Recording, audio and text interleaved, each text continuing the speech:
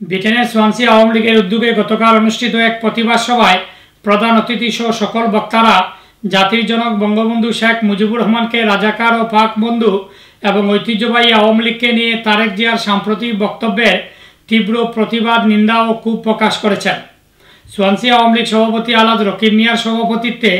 General secretary গুলাম আবু সালেহ শোয়েবের পরিচালনায় অনুষ্ঠিত সভায় যুক্তরাজ্য আওয়ামী লীগের কেন্দ্রীয় সদস্য ওয়েলস আওয়ামী লীগের ভারপ্রাপ্ত সভাপতি প্রধান অতিথি হিসাবে উপস্থিত ছিলেন।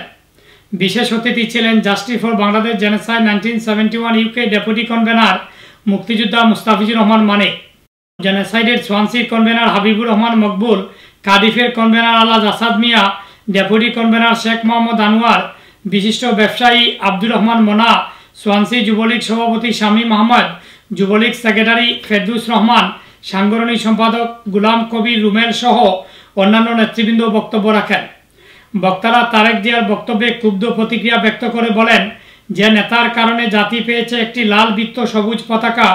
যার জন্ম না হলে বিশ্বের মানচিত্রে বাংলাদেশ নামক শব্দটি স্থান পেত না, সেই মহান নেতা নিয়ে